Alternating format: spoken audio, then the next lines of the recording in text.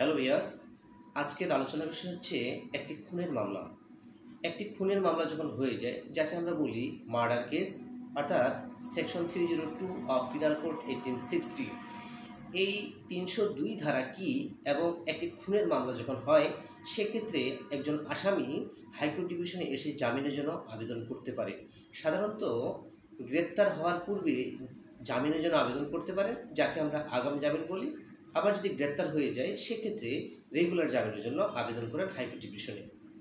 এখন আমাদের বিষয় হচ্ছে যে খুনের মামলার ক্ষেত্রে যদি একজন আসামি হাইকোর্ট ডিভিশনে এসে জামিনের জন্য আবেদন করেন, তাহলে হাইকোর্ট ডিভিশন কী ধরনের বিষয়বস্তু থাকলে বা না থাকলে জামিন প্রদান করবেন কিনা, এই বিষয়গুলো নিয়ে বিস্তারিত আলোচনা করব। সাথে থাকুন, আমি অ্যাডভোকেট সরল কুমার রায়, বাংলাদেশ সুপ্রিম কোর্ট।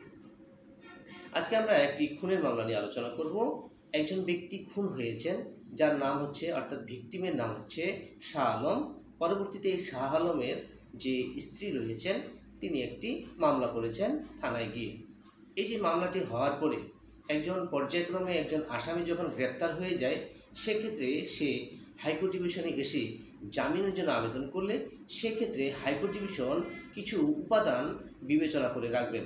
যেমন ধরুন, আমরা এখানে দেখব যে adverting to the allegation made in the first information report, অর্থাৎ যখন ঘটনাটি ঘটে যায় অপরাধের ক্ষেত্রে, adverting to the allegation made in first information report, একটি এফআইআরের মধ্যে যে অভিযোগটি রয়েছে সেটা উল্লেখ করা আছে কিনা। 2 নম্বর হচ্ছে যে গ্রেভিটি অফ অফেন্স অথবা গ্রেভিটি অফ ক্রাইম অথবা account the gravity of crime, অর্থাৎ একটি অপরাধ সংগঠিত হওয়ার পর এই অপরাধের গুরুত্ব কতটুকু বা ঘনত্ব কতটুকু, এই বিষয়টি বিবেচনায় রাখবেন হাইকোর্ট ডিভিশন। আরেকটি বিষয় হচ্ছে specific part played by accused petitioner, অর্থাৎ একটি যখন ক্রাইম বা অফেন্স হয়ে যায়, এই অপরাধ যখন হয়ে গেল, তখন অপরাধে যে আসামি যে রয়েছেন, সে আসামি কর্তৃক কোনো কার্যকলাপ সক্রিয় ছিল কিনা, এই বিষয়গুলো বিবেচনা রাখবেন।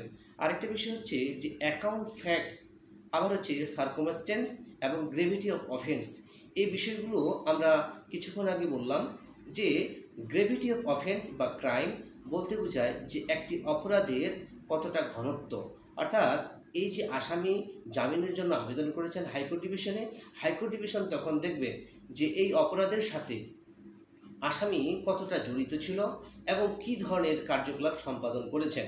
আবার আরেকটা বিষয় হচ্ছে adverting to the allegation made in first information report, অর্থাৎ এফআইআরের মধ্যে যে এলিগেশনটা আনা হয়েছে বা অভিযোগটি যে উপস্থাপন করা হয়েছে, সেই অভিযোগটাকে সুনিষ্ঠভাবে উল্লেখ করা হয়েছে কিনা।